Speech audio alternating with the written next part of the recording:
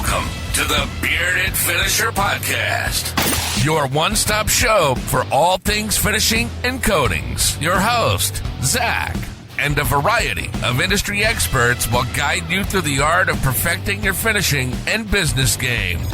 From seasoned pros to fresh faces, get ready for tips, tricks, and trends to elevate your knowledge and business to the next level. What is going on, everybody?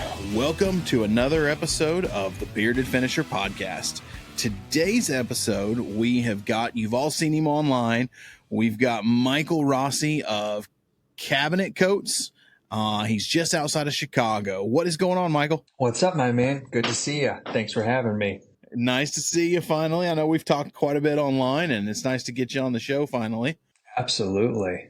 I'm pretty pumped for this. So let's just let's jump in. You know, I tell everyone I try to keep it around an hour. So I know what you guys are all out there. Everyone listening to it's usually while we're painting, so I don't like to drag it on. But what's interesting is we start recording, and then you feel like you've been doing it for like 10 minutes, and look down, and you're like, oh shit, it's been an hour and 10 minutes. We got to wrap this up. every time everyone's like, holy crap, that went so fast. I believe it. Just kind of jump it in and tell us how you got started. I mean, tell us how, your background shows kind of construction and the painting side as well. I mean, where'd it begin and how'd it get to where you are now? Well, to go way back, my dad owned a painting company. So, his favorite line to tell everybody is, I started bringing him around weekends and summers when he was 8, taping off light switch covers and all that little stuff. Filling those nail holes. Yeah. And then, let's jump back maybe like 10 years ago or so. I got into construction. The painter I worked for, we started doing some trim carpentry, and then he brought his dad up from Nebraska and taught us trim carpentry for about 2.5, 3 weeks. And maybe like the first week and a half of it, we were just going through the motions, doing whatever they said, not really paying too much attention. And I remember being at the chop saw, and I cut a 45-degree angle, and it just kind of hit me, and I stopped, and I was like, wait a minute, I could make some money doing this. So I started paying attention. And then maybe about a year later, that boss wound up going back to Nebraska. So I was kind of left on my own. So I jumped into painting and trim carpentry. And then someone asked me to do a bathroom, and I YouTubed it. I YouTubed how to do tile, how to do all that. And just slowly but surely opened up a construction company, Rossi Kitchen and Bath, and did 77 full kitchen remodels, 286 bathroom remodels, and that's kind of what I was doing up until about 2.5 years ago. And then I had a client asked me to refinish her or to redo her kitchen.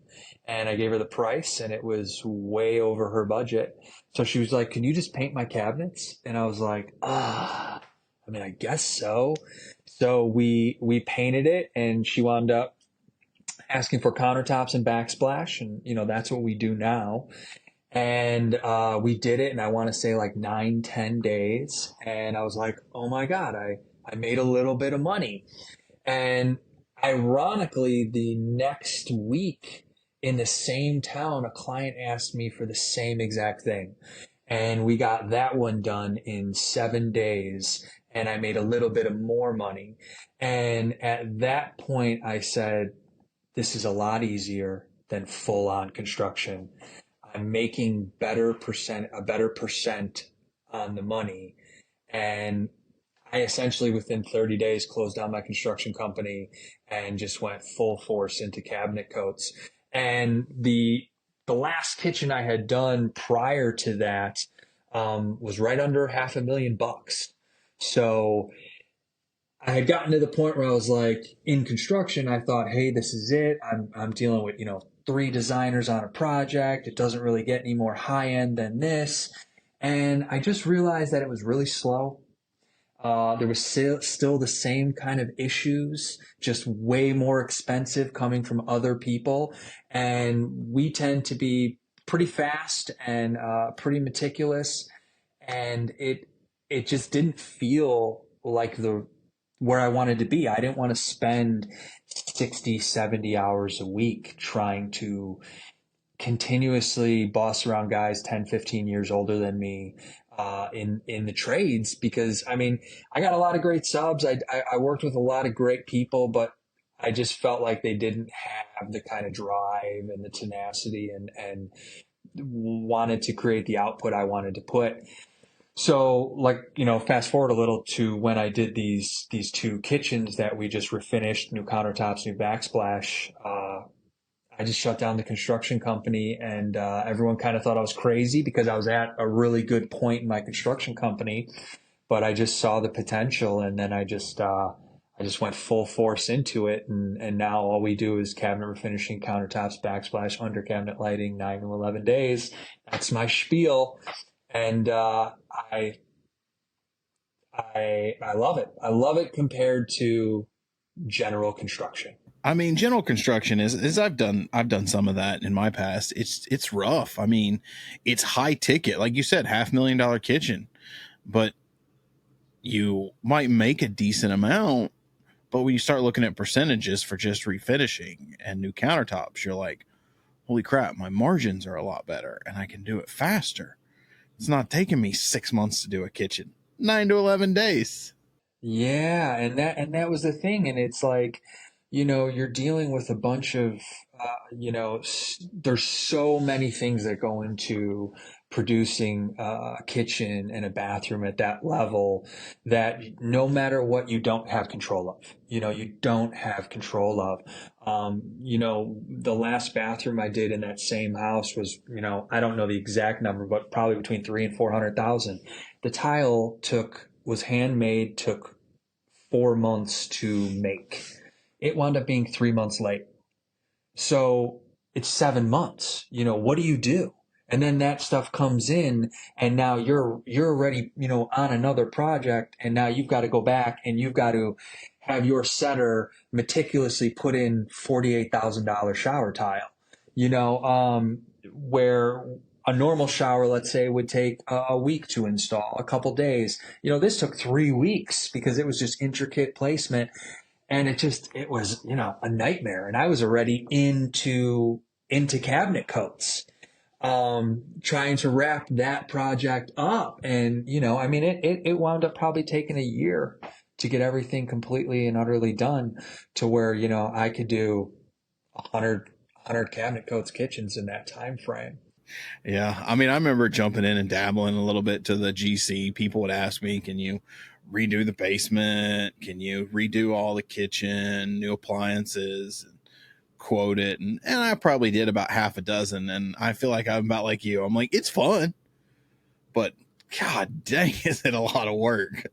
Yeah, and it just, at the end of the day, I've realized this year that, yeah, I love what I do, to an extent. I'm not one of those guys who is like, I love refinishing, it's my life. I've realized that my life is my family. And I spent way too much time. I spent 15 years building businesses, and it's what everyone knows about me. It's my identity. And it took me just a few months to realize that's not the identity I want. I'm trying to work as little as possible, to be completely honest with you. I I love making money. That's what I love. I love creating something, and I'm able to do that a couple times a week now. I'm not in love with having, an amazing construction company. I think cabinet refinishing and countertops and what I do now, it's simple, it's easy, it can give an amazing transformation, and I'm in and out, and I collect a great buck, and I move on to the next. And I I went into it knowing that I could just create systems and processes so that I don't have to be in the spray shop right now spraying doors. I don't have to be on site doing everything. I mean, does that still happen sometimes? Sure, but 10% compared to, like, I can train someone to spray a door. I can train someone to measure a backsplash and that stuff, but try training someone in 30, 60, 90 days to do an average $60,000 bathroom. That takes years. That takes years to train people to do it the way you want. Well, and on the other side of it is I used to tell people, and I used to tell my guys, I would go, "Oh, what are you doing today?" I said, "Well, I'm out finding you more work, you know. Well, if you can do this, why don't you do it?" I'm like, "Well, if I'm doing that, I don't need you, but I need you to do that so I can go find more work." But it it's kind of like what would tell people that, I'm coaching into this and getting into this coaching side of it is great. You can train people with processes, like you said, to do the painting, to do the measuring. Training someone to care about your success is hard. You have to take responsibility for your own success. Now, most entrepreneurs have that mindset of, you want to help people further their career. Like when I had my company, I thought nothing better and nothing was more amazing than when one of my guys said, "Hey, Zach, I think I want to try this on my own. I think you've taught me enough. I think I can do it." Man, there's a crap ton of houses out here. We're not probably going to be fighting for the same work. There's plenty of work for all of us. Man, that's like, it's almost like one of your kids starts walking or they start riding a bike. I mean, your employees are kind of like the same thing. You nurture them, and if they go out, I mean, you can bring more people in because you've got the processes down. But it's teaching them to care about other people, to care about their employees, and not think that everyone's replaceable, because everyone's not replaceable. You got to put the right people in the right places, and then you got to manage them. The job in itself. I mean, it's not even, painting is one job. Owning a business is a whole nother mindset, a whole nother skill set. Yeah, and that's it. You either work in the business or on the business, and I talk to guys almost every day that will ask me stuff. And I think, yeah, and the success is on the side of all the work you don't want to do, and it's a battle, and it's I'm OCD about things and ADHD about things, and I want everything done the way I want to do it, but I've read enough books to know if I can find someone to do it, 70, 80% as good as I can do it, you gotta just let it go, let them do it. Maintain a standard, of course, but that goes with company culture. No one, I've got 6 guys that work for me, or 6 people, 5 guys, 1 girl, and everyone knows the standard here. And that was me beating it into them, but now everyone lives by that standard, and everyone is, an extension of me on the job sites. I never thought I'd get to a point where, like, I don't show up to job sites anymore. I don't show up to job sites anymore. I meet people in our initial in-home consultation. I collect the deposit check, and then usually that's the last time they see me. And we still get 5-star reviews. I've yet to have an unhappy client yet. And things go wrong every day. Every day something goes wrong. That is never going to change. It's just about the way you can handle that. And then you teach your guys to handle that. And that to me is winning. And I know there's people who love to do it and will always love to refinish or install tile or, do countertops, whatever. That's just not me. I like running the business. I like spending more time with my family, and that's what my goal, is, and what I set up for Cabinet Codes. Yeah, and I think I was similar. Like when I had the company, I was growing. I had 6 guys and got all the way up to 12. Don't do that, by the way. It's not fun. and then went back down to 6. You know, you find that sweet spot of where you don't have to be basically feeding the monster. You have a team that you trust. You take care of that team. They take care of you by taking care of the work. And it just, you know, there towards the end, before I sold my business, like I wouldn't do estimates after 3. Didn't do an estimate before 9, took the kids to school and picked them up every day. Didn't do estimates on weekends. You know, just kind of got to that, you get in that sweet spot where it's coming in, you can kind of set your hours. You've got a great team. They know what they're going to do. Your shop guys, your on-site guys. I mean, and it just starts flowing and it's magic. I mean, you can want to grow to 20 guys. I've got a buddy who's got a business in Oklahoma that has, I think he's at like 40 guys now, 30 or 40 guys now. And it's just, and he loves it. He loves the madness of having 3 or 4 estimators. And I'm just like, yeah, that just sounds like craziness. I think you said it, like he loves the madness. I think that's it. You know, it's everyone's perception. Everyone perceives what success is in their own way.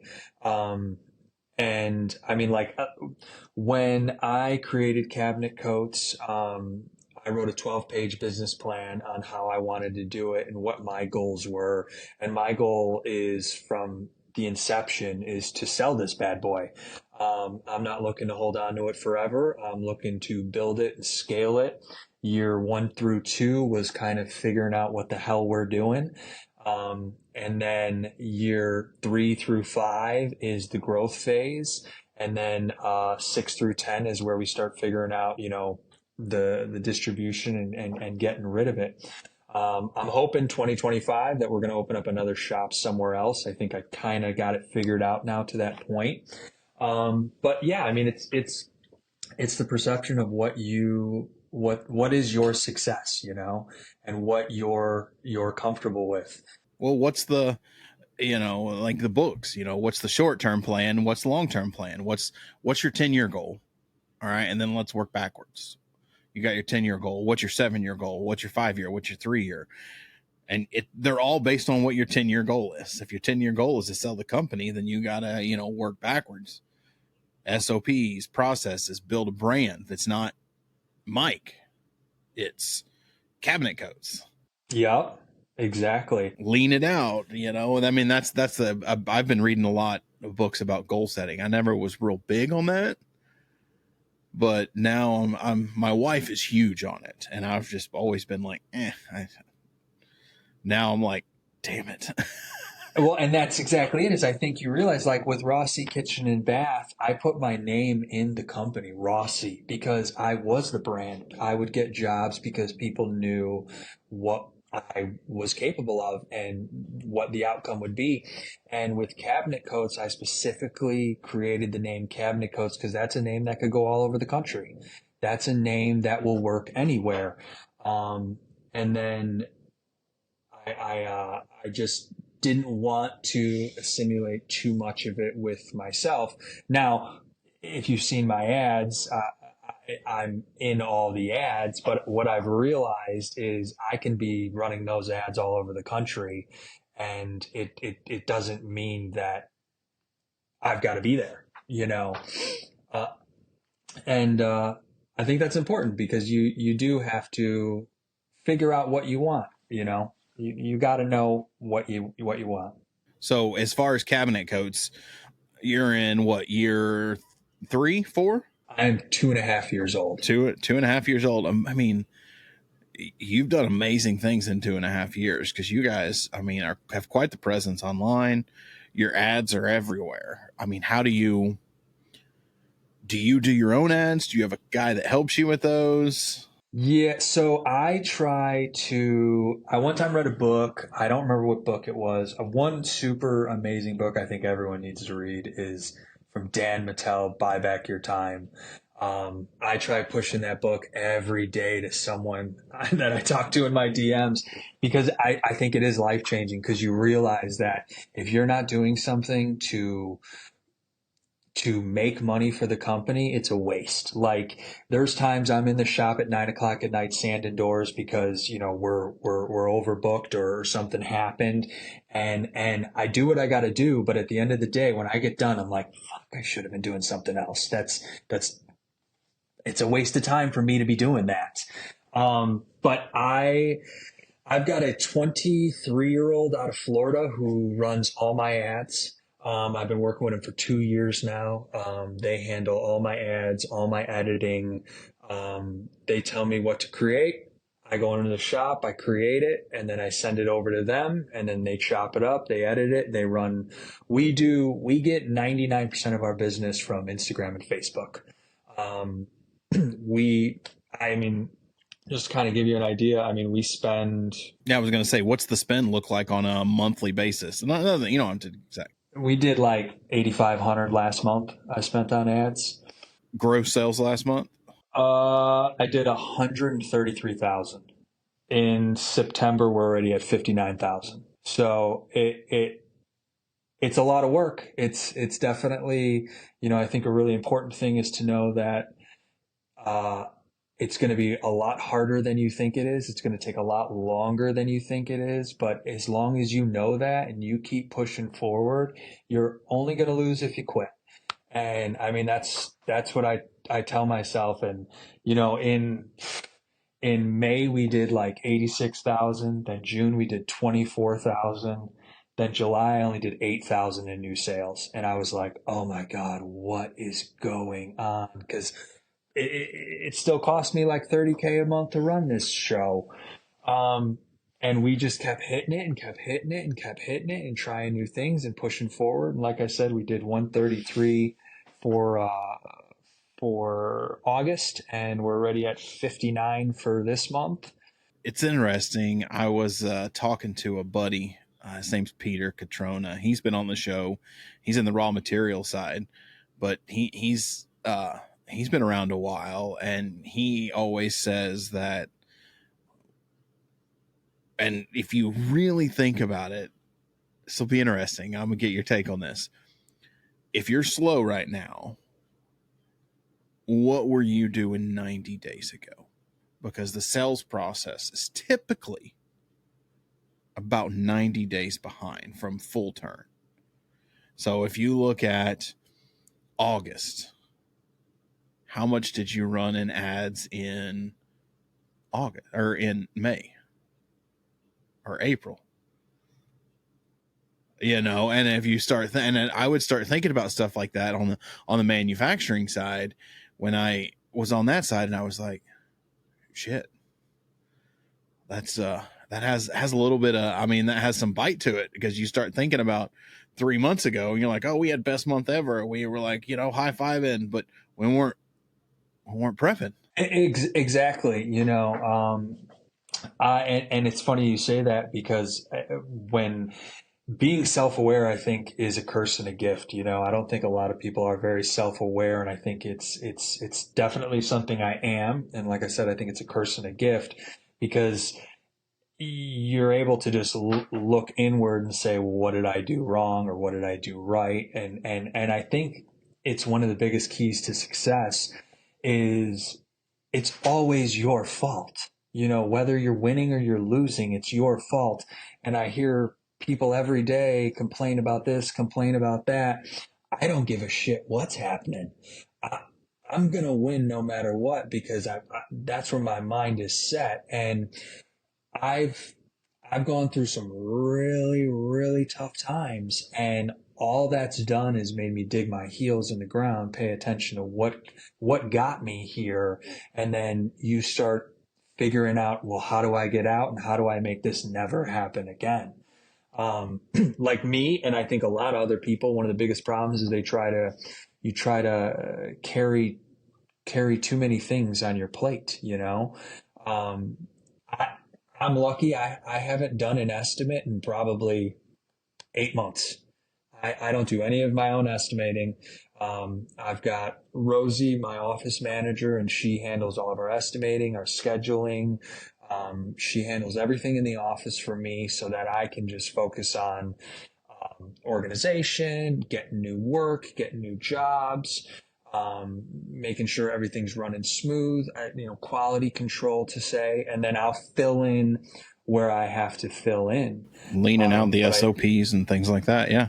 yeah, and I think that's just a big factor to moving in the right direction, because where do I always feel the most stressed out is when I'm back on the tools, when I'm back spraying, because I'm like, I'm not supposed to be doing this. Rosie moved my 3 o'clock appointment to 5 o'clock because I'm doing something, and then oh, that's not what you're supposed to be doing, because it doesn't, spraying this door ain't bringing me no money. No, it's not. That's where one of my favorite books, and I'm really into this guy right now. His name, it's an author named Benjamin Nelson. Have you heard of him? I don't think so. Oh man, he's got a series of books that I'm into. Who Not How is just talks about you don't need to know how to do everything. You find a who. Don't figure out how to do it. Find a who knows how to do it. And that gives you, and he talks about it, this is the principle to all of his books, and it's with an entrepreneur guy, is who not how. And if you really embrace the who not how, you get into the 5 freedoms. It's freedom of money, freedom of time, freedom of relationships, time, money, relationships. I can't remember the last 2. But where you don't have to worry about freedom, and then you don't have to worry about relationships. You're focused on transformative relationships, not transactional relationships that are going to grow your business. And that goes into what's the second book? It's going to drive me crazy now. I'll open Spotify real quick. No, Audible. And because I'm not real big on reading, but I love listening. I audible a book every week, man. I can't read to save my life, but I can listen like a devil. I can't find the time to sit down and read, but whether That's how I'm I fall asleep. walking or I'm working out or just cleaning or just anything, I'm working in the yard or working outside on the bus, just pop in the earbuds and Audible. But one of the next ones is 10X is easier than 2X. Dude, that's a book you got to read. I mean, it's Benjamin Nelson, and he kind of goes over the theory behind it, focusing on the 20%, not the 80%. Get out of your mind, and your 20% is going to change. It's never going to be the same. It's always going to evolve. So you have to be conscious that it's always evolving, because like right now, your 20% is maybe $20,000 kitchen jobs. That's what you want to focus on. Do less, make more. I mean, business. But when that becomes when the $20,000 job becomes the 80%, you have to recognize that and then find the new 20%. Otherwise you get stuck. Always get stuck in the 80%. Yeah, and I think you brought up a great point where we all tend to get stuck, or we get comfortable. I've really gotten to a point where comfort is the enemy. I don't ever want to be comfortable. Now I and I'm not saying don't enjoy what you do, don't be happy with your successes, but if you're young and you're able to keep moving, man, keep moving, because I told someone this yesterday. It's really hard to become rich. It's also really hard being broke. Choose your hard, That's a good point. Yeah. Everything, 99% of things are easier with a lot of money and a really profitable business. And it's going to be hard. It's going to be hard any way you look at it. But the more you keep pushing forward and not staying satisfied, the easier it becomes. I truly, truly believe that you have to just continue to push. We were on August 28th. I got home probably about 9:30, and I'm sitting on my bed, and Christy's next to me, and I got my laptop out, and I'm kind of running through the numbers for the month, and I'm looking at all the stuff Rosie sent me, and I'm like, adding everything up, and I'm like, oh my God, we just did 133. And she's like, oh my God, babe, that's amazing. That's so awesome. And I go, yeah. And then I took this long pause, and about 2 minutes later, she looks over at me and she goes, what's wrong? And I go, nothing. And she goes, are you trying to figure out how to make more? And I'm like, but we could do 200 if we could do 133. And she's like, are you ever going to be happy? And I'm like, of course I'm happy, but there's nothing wrong with figuring out how to push more. The 59,000 we've nailed for this month, I nailed on the 29th and the 30th of last month. I just haven't been able to get to their house and collect checks yet, so I can't count it in that month. But now I've already set that month up this month for 59,000 already. Everything could go bust this month and I'm still in the green huge. And that didn't come from being content. That came from looking at it, relishing in it for a couple minutes, and then saying we could do more, because we can all do more. And I think a lot of the times there's just a bad vibe to, you're never happy, you're always pushing, aren't you ever satisfied? There's nothing wrong with wanting more. No. Like another one of the books I just remember, it's called The Gap and the Gain. And it talks about the mindset of humans as from early age at school, you're taught to always, and it kind of goes in with the 10X is easier than 2X, is it starts talking about, are you in the gap mindset or the gain mindset? The gap mindset is you get to the end of the day and you're like, write down 3 things that you won today. And it could be brushing your dang teeth. It doesn't matter. What did you plan on doing today? What are 3 things that you did today that you count are wins? And what are 3 wins tomorrow? So you celebrate your wins, and you might have not gotten some things done, but those can still be done tomorrow. Like, celebrate your wins, plan for the next day. And I mean, that's a great way to, hey, you did $130,000. Yeah, let's go. Next goal is 150,000. Because that happened yesterday. Today's a new day. Exactly. You got to you celebrate your success, and you got to plan for the success. Don't live that, you didn't get 200, you didn't get 150. Cool, I got it. Now my new goal is this. And I remember when we set our goals and we were thinking, we got to do like 38,000 a month, and we'll be doing awesome. It's going to be great. And I could have easily gotten to that and only had 2 guys working for me and set that. But as soon as we hit that goal, I realized that it was a little easier than I thought it would be. Now, mind you, that's because we worked our ass off to get there. That no matter what, you got to just factor in is you're going to have to work your ass off at all times. Yeah. But you realize, damn, I could do 38. And then I realized, damn, I could do 50. And I mean, I could do 80. And then next thing you know, you're doing more than you ever thought you could do. And what is that? What is the result from that? Well, I was able to hire more guys that are able to take care of their families. My guys are able to get overtime when they want. They got huge raises.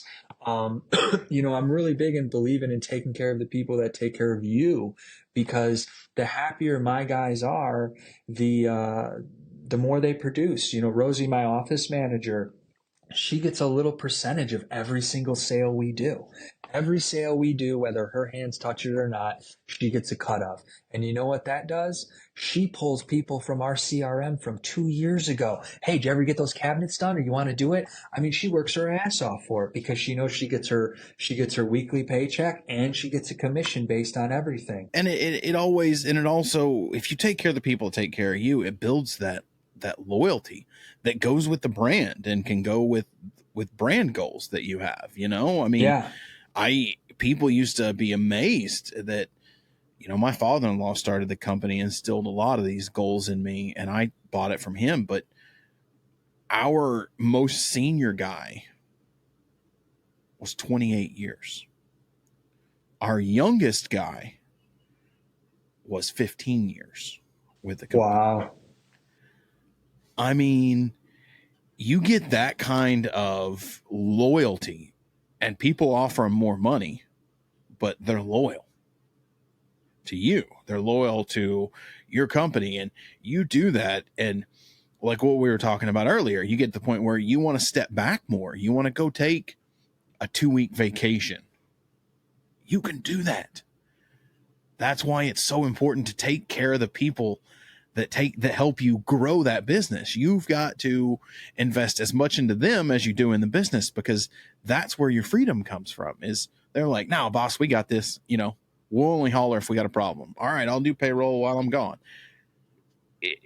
It means the world. I mean, what was it?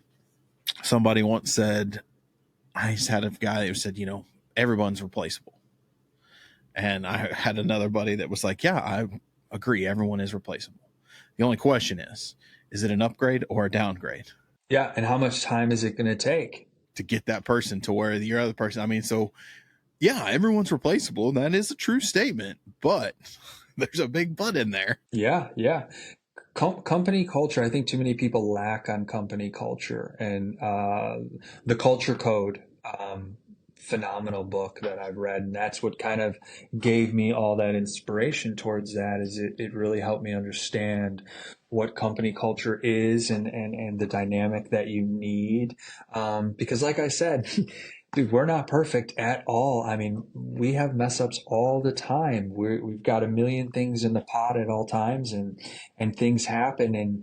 And I'm the type that wants to fly off the handlebars and start screaming. And I realized that, you get more bees with honey than you do shit. And it's not, there's a time and a place to lose it, of course. But I think if you build a good company culture, you're going to see the sincerity when things get messed up in your guys. And I see that over and over again when it's a big thing that gets screwed up or a little thing that gets screwed up. And that's what lets me know, hey, you got to be doing something right, because these guys feel for you when my guys feel for me when a mistake happens. They're not afraid to stay late on site if they got to stay late. They're not afraid to work on a Saturday if they got to work on a Saturday. And they're not afraid to go above and beyond. We call it the 90-10. You don't go 90% of the way and then fuck it up on the last 10%. And I see that all the time, and we will literally look at ourselves and, let me give you an example. Let's say we're painting something and then we see a little, all the tools are in the truck, and then you see a little spot in the corner that needs to be caulked, but really no one's really going to notice that or really care. But we both see it, and then we both look at each other and we'll just be like, 90-10, man, go get it. And that's, that's it. And then we just try to instill the fact that, like, the way you do one thing is typically the way you do everything. And if you try to produce amazing results and always be on top of things at work, that trickles into, your life. I mean, all my guys now, we all started eating healthy. We all started working out. We trade protein drinks. We trade dinner recipes and pictures. I know it sounds crazy, but like, we've realized as a team that just being better in every avenue of your life just leads to a better life. And, that's super important. Yeah. I mean, it just really helps for those core values. But at the same time, while you're doing that, I lead back to, and I wish I would have known this when I was in business, Skylar at Surf Prep never wrote down core values, how important it is to write down your core values and your principles as a business owner. And their core value they have written down on the wall is have fun. That's their final core value. You got to have fun. Like, I get it's work and but like you said, you're trading recipes. Everybody's getting into shape. That's having fun. That's, and it affects all the way to your workers' families, all the way down. And if they have fun at work, they're going to have fun at home. If they have a crappy day at work, guess what? That's going to go home too. Well, and I think, going more on what you just said, is it's that there are tons of times we do stuff that is not fun, but because they know the culture here, it's not looked at that maybe they might not always be having fun, but they know it needs to get done. And then when it gets done, the feeling of accomplishment is so overwhelming that maybe that shit wasn't fun. Maybe we didn't have fun this last 2 weeks because it was a nightmare job, but now we did it and we did it the best we could do it. And that's just it's a high you can't get from any drug, so Well, it's like, if you can take, and sorry to all those nice Karens out there, but if you can take a Karen and get hell of a job and you get a 5-star review out of it, I mean, exactly, that's like a high a drug can't give you. I mean, you can ride that for a couple months. You're just like, yeah, no one else could make her happy, but I did. exactly. And that goes into perception again. How do you perceive things? Do you perceive something hard as, oh fuck, I don't want to do this? We perceive hard as, let me show you what we got. And I know it sounds cheesy, but it's just the truth. Every time you get kicked in the head, you just got to look at it and say, all right, well, what did I learn and how can I do this and how can I overcome this? And then you realize that, like, there'll be so many times we'll stop and I'll be like, Bob, we're just fucking cabinet painters. We're not brain surgeons. And he'll be like, you're right. I'm like, dude, just give it your best shot. We will survive. And we survive every single time, and it's the way you perceive it. My wife's grandfather used to always say, hey, we're not building Swiss watches here. We're just we're just painting cabinets. We're not building Swiss watches. I had a guy, my foreman, who actually ended up buying my company when I moved down here to Texas. His name's Edgar. Great guy. I mean, I learned a ton from him going into the business. Still teaching him a lot on the business side of stuff. But we had this contractor that hired us. We did a lot of work for him. He's like, man, this lady, she's brutal. She only unlocks the door at 9 a.m. She'll sit there and stare at you from 8 to 9 and won't unlock the door till 9. She doesn't care. She gripes. She complains about everything. I mean, showing me these text messages. He said, just remember that when you do the bid. Did the bid. She took it. Go there. First day, I mean, I was like, all right, this is going to be one of those guys. Just get ready. So I put Edgar on it. And he's like, don't worry. I got it, boss. Don't worry. I got it. Day 2. I show up.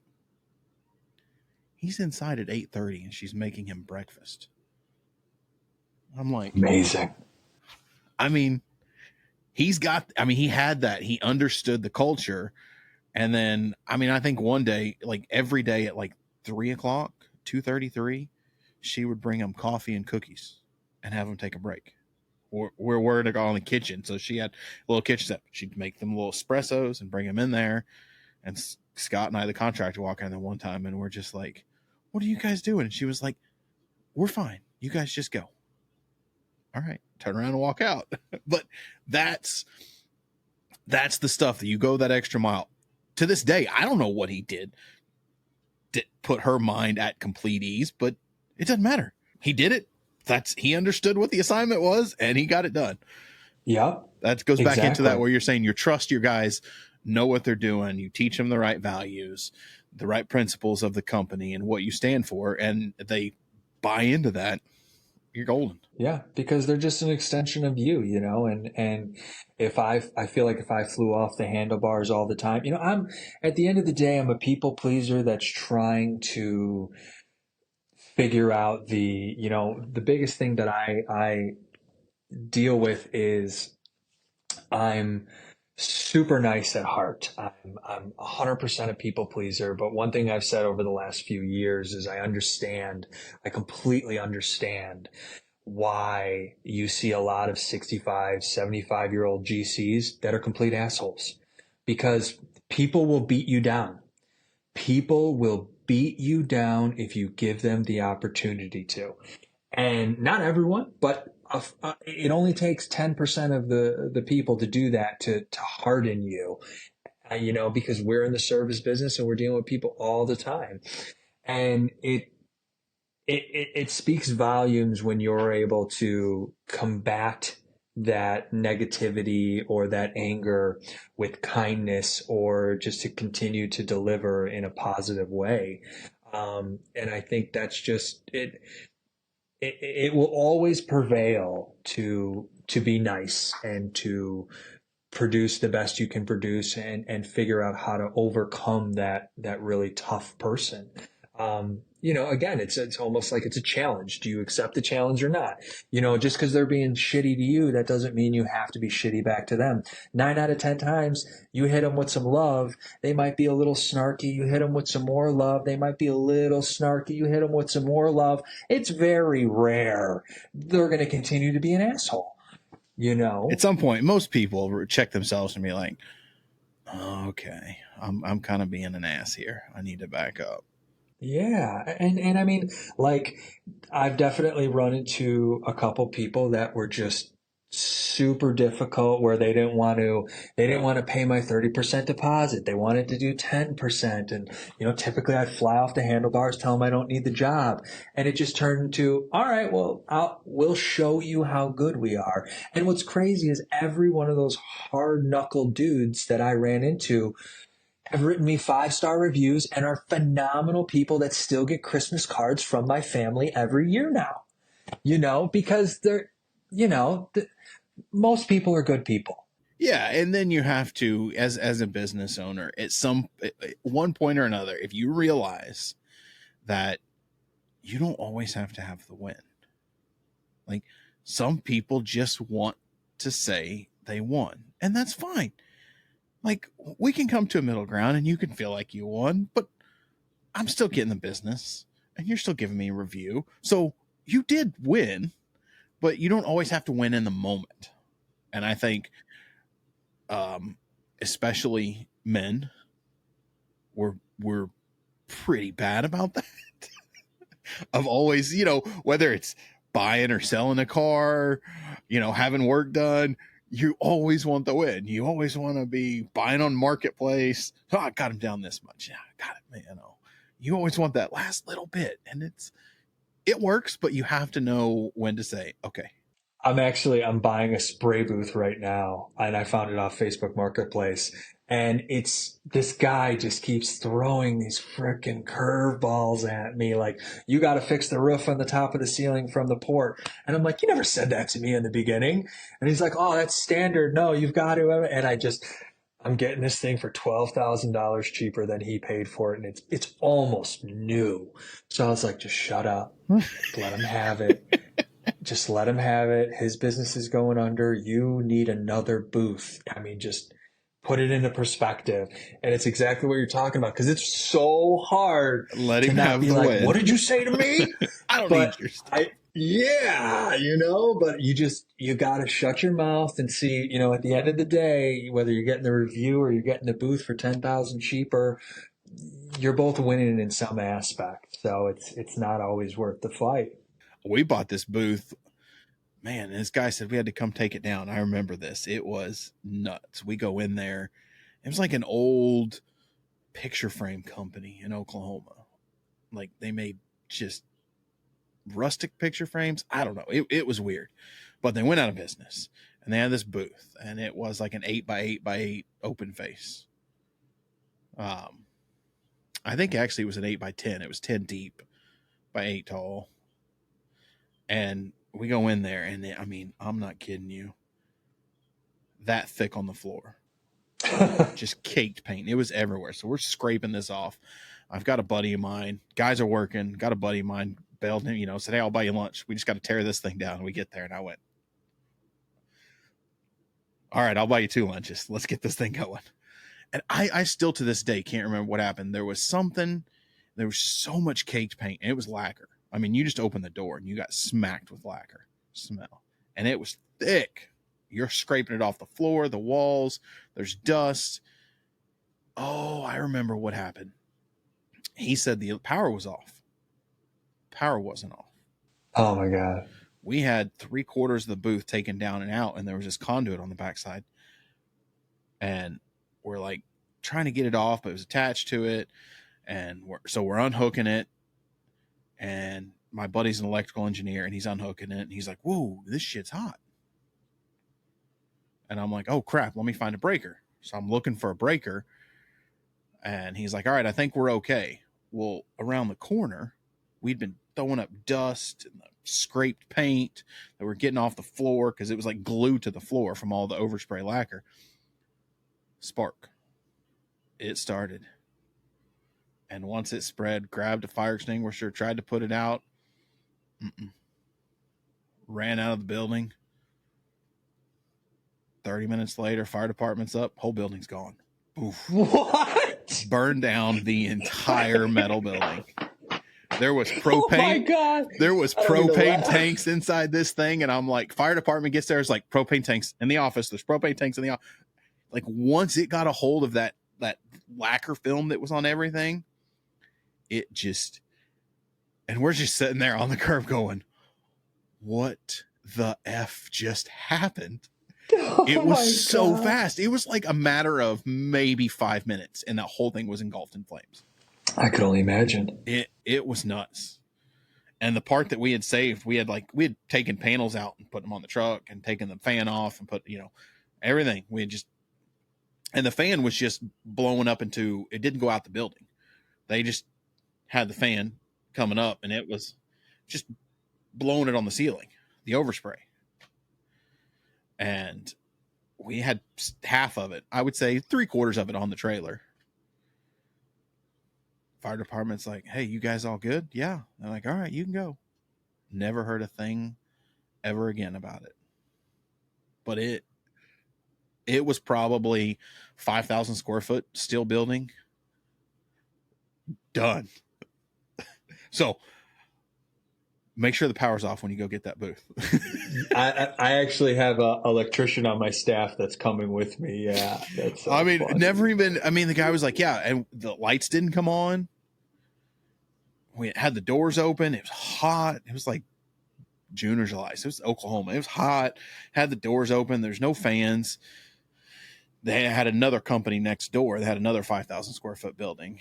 I mean, it was the craziest thing I've ever seen. Dude, that story took a turn that I didn't think was going there.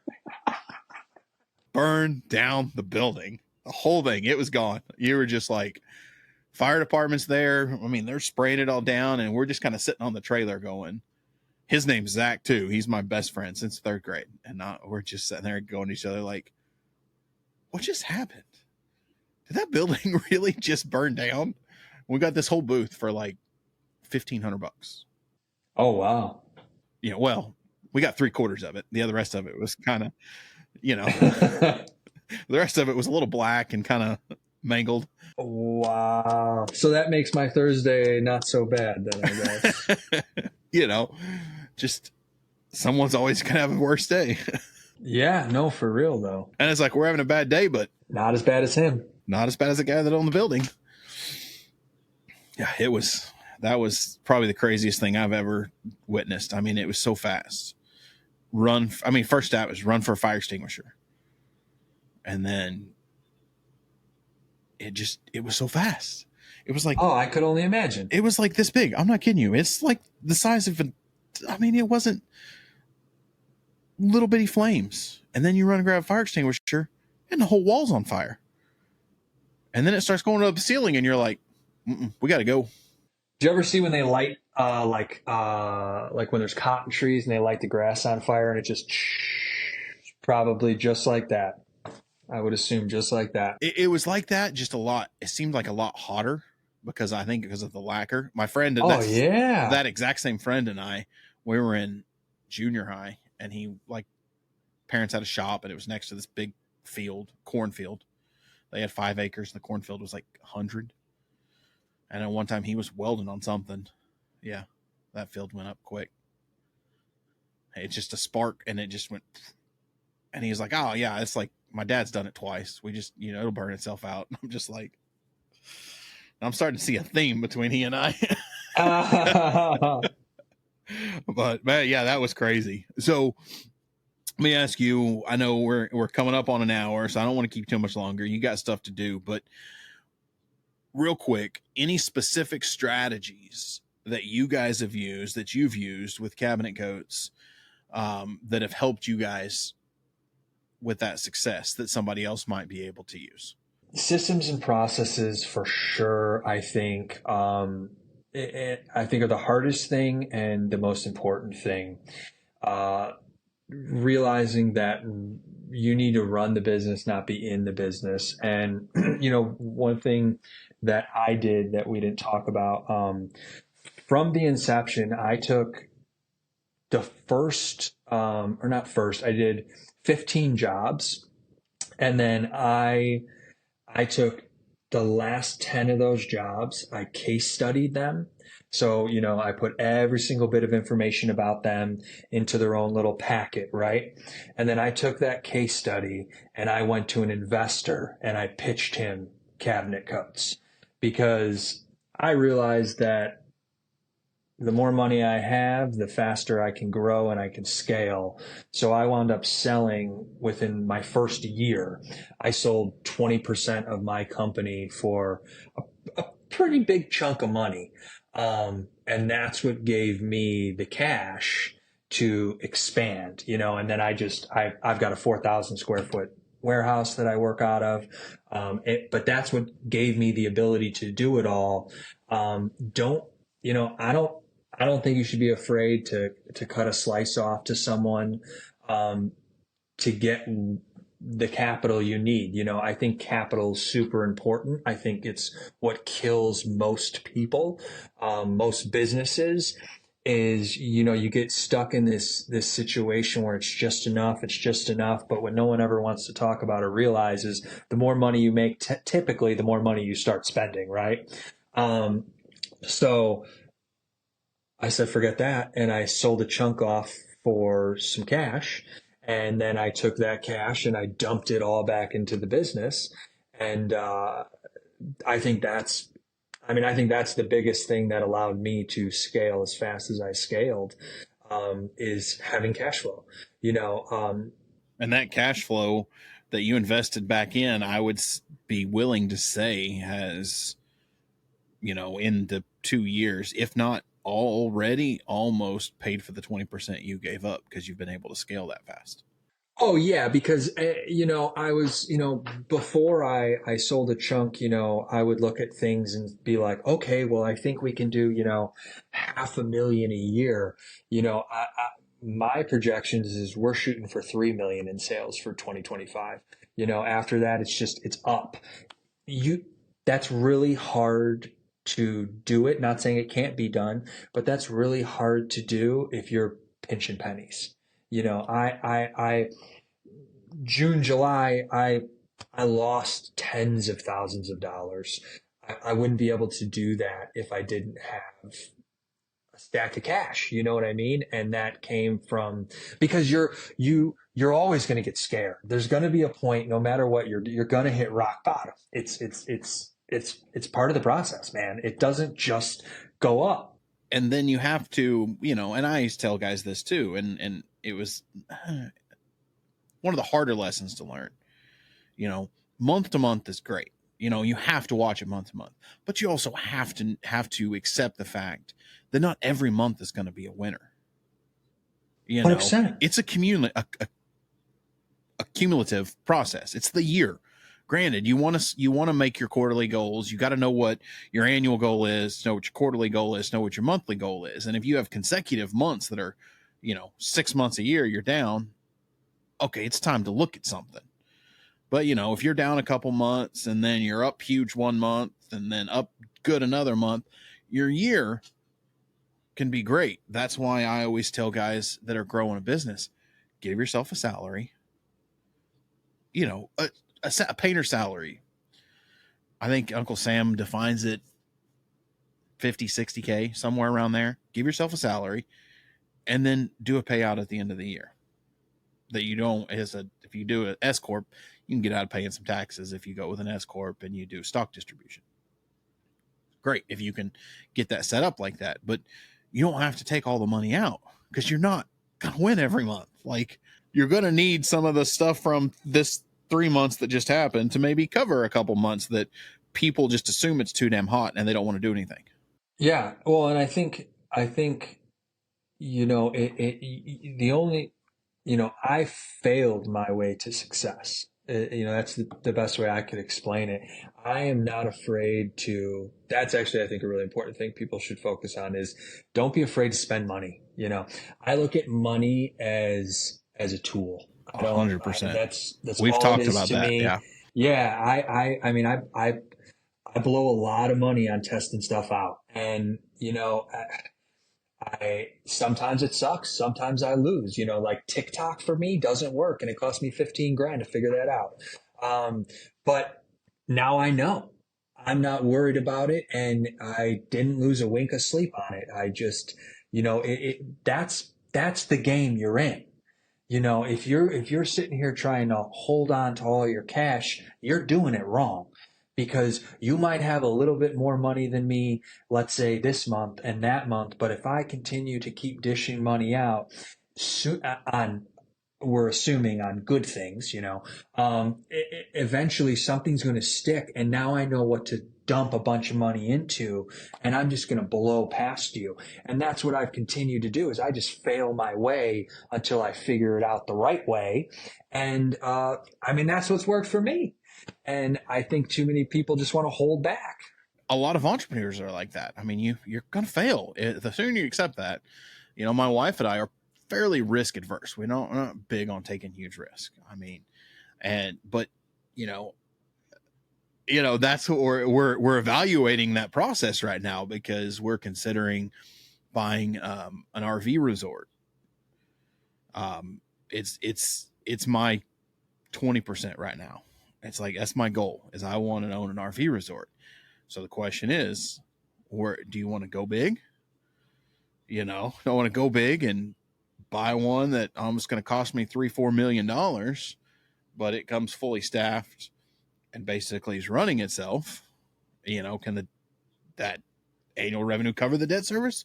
Or do we want to start small and buy like a 20 to 30 spot one and grow it? And I'm like, that's the ongoing discussion we're having right now. She's a little more risk adverse than I am, but she's in finance. So, and that's good. It's like a good balance, trying to find that happy medium. But you're right. I mean, the more I read about successful entrepreneurs and, how these guys have made it, it's exactly what you said. It's failing. If you're afraid of going bankrupt, you're not going to go anywhere.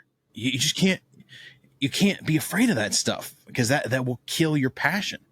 Yeah, and then you're going to be 80 years old sitting there going, "What if?" And I can't do that. And I've gotten to a point in my life where I have just that burn inside me where I'm like, I know I can do more, and I want to crawl into my grave just fucking shot and giving it everything I got, because I've gone broke numerous times. And I hope it never happens again. But if it does, I got the tenacity to figure out how to pull myself out of it. And that is life.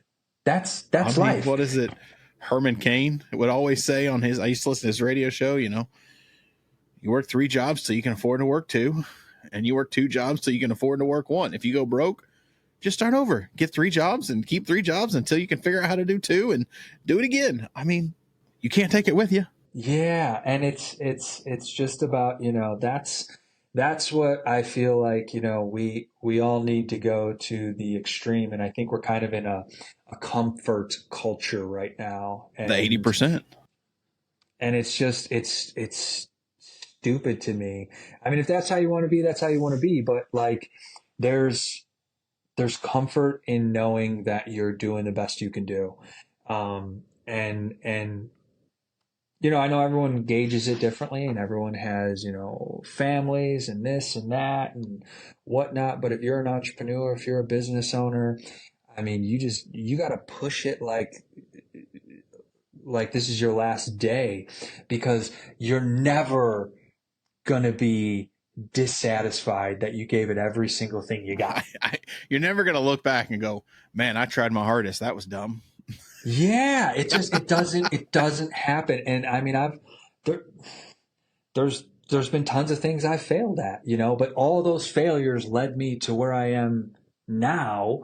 And you know, I, I'm sitting pretty nice. You've learned something from every one of those failures. Yeah, and that's what's cultivated what I have now. Nothing comes from winning. You don't get anywhere by not trying. Yeah. What did Tony Robbins said it? When you win, you celebrate. When you lose, you ponder. So he said something along those lines, and you figure everything out in the darkest moments. That's where a lot of the greatest achievements come from. And if you're too scared to ever, go there, you're never going to know what your true potential is. And like I said, I remember when 30 grand a month was like, oh, we do 30 grand a month, babe. We're going to be, oh, okay. This is going to be great. And, now we can do 130, 200,000 a month. And it's a complete different life you're able to create for yourself and everyone around you. And I believe that as, being the head of my household, that's my duty. That's my duty to push it for my wife, for my kids, for my family, for everyone around me, for my employees. And I just think too many people look at it in a soft way, or like, oh, what about this? What about that? Oh, I can't do this. I can't do that. I'm tired. I'm fucking tired every day. They stay in what It's comfortable. They stay in the gap. They stay in the gap. They worry about what they didn't get done and not worry about what they did get done. They stay in that 80%. They're all, I'm safe. I'm good. 80. I got 80% of what I need. Go for 20, bro. Forget the 80. That 20 will take out that 80. You feel amazing. Yeah. And you'll definitely push yourself to a place that you didn't think you can go. And it's just a step, because you get there and the next thing you know, you're like, well, maybe I could get here. Maybe I could get here. And that's, the ultra successful, the ultra rich, whatever you want to call them, the elites. We all get in these conspiracy theory ways of they hold us down and whatnot. I figured it out. They don't hold us down. They just realize that we will hold ourselves down. And it doesn't matter what industry you're in, you can be super rich and super successful, whether you're painting cabinets or, doing concrete or, anything.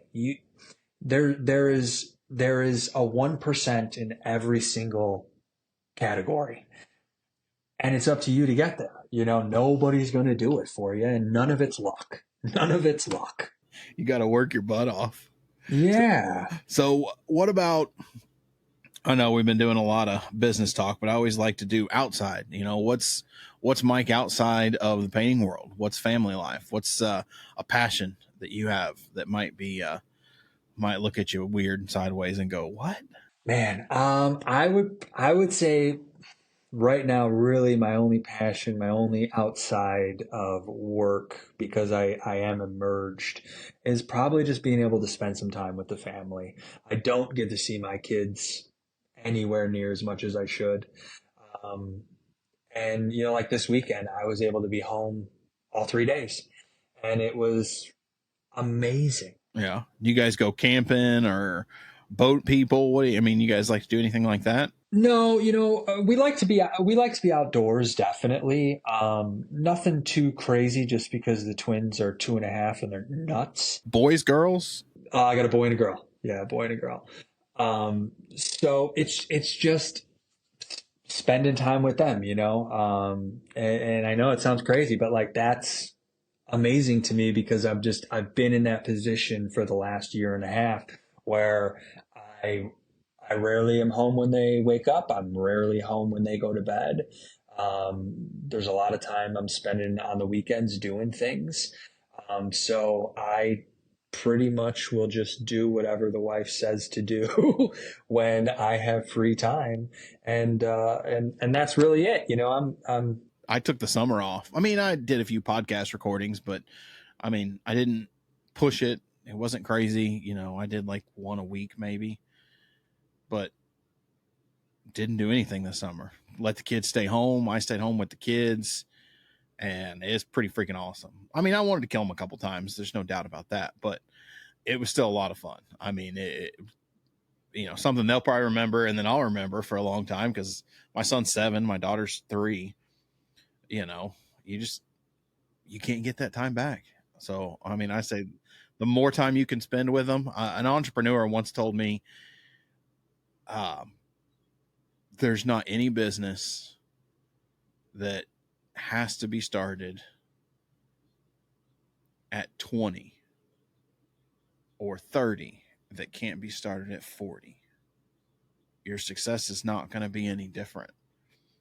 So if his process was, if you slow down your business to spend time with your kids till they're like 10 or 7 or 8, when they, don't like you anyways, then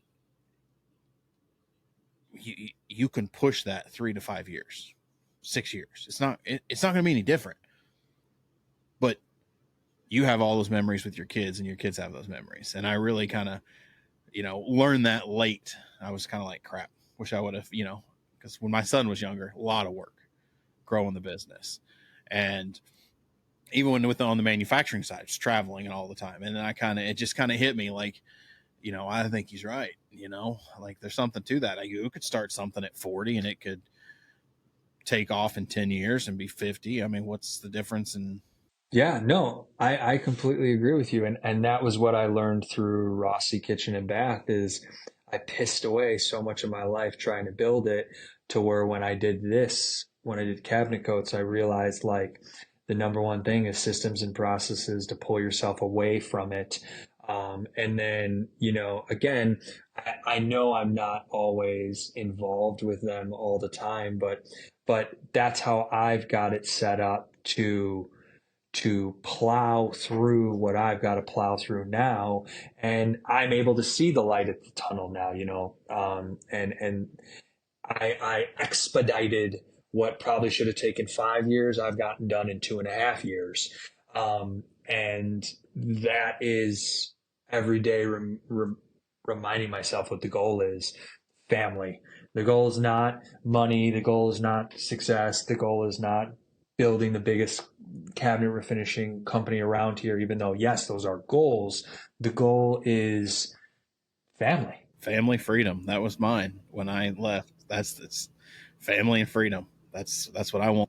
I got to figure out, still working on getting there. Podcasts, whether it's the podcast or, an RV resort or another type of business, who knows, but a hands-off business that can run itself, where I just have family and freedom.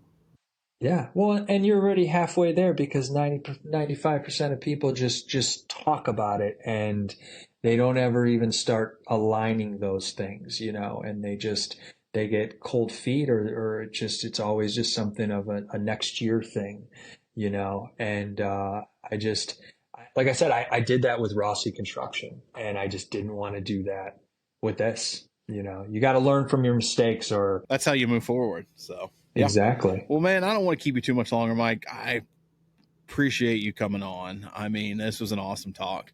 Well, I know we got cabinet painting in, but I like getting into the entrepreneurship and the mindset, because I think a lot of people are struggling with how to get to that mindset. So being able to, chat with you on that, to get people to convert over to the thinking of being an entrepreneur and not a painter. Like, you're not a painter. You're a business owner. You're an entrepreneur. Let's get into that mindset.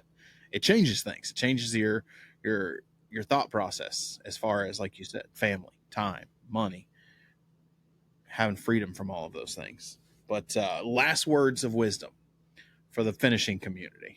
Just do everything you don't think you want to do. And like I said earlier, it's all on. Everything is obtainable if you just work at it and don't waste time um, focusing on things that don't matter, because these are the mistakes that I've made. I would be on top of the guys. I'd be doing this, just continue to push to grow the business and not work in the business. Even if you're a solopreneur, and you're just by yourself, you still have to make sure that you're working on the business. That to me is the absolute most important thing, because you will become a slave to your business. And we've all been there way too many times for way too long. And that's not success. That's just being a glorified employee for yourself. And that's not why we got into this. We got in this to be the best that we could be. And it sounds cheesy, but it's literally what I have to tell myself every single day. And know that it's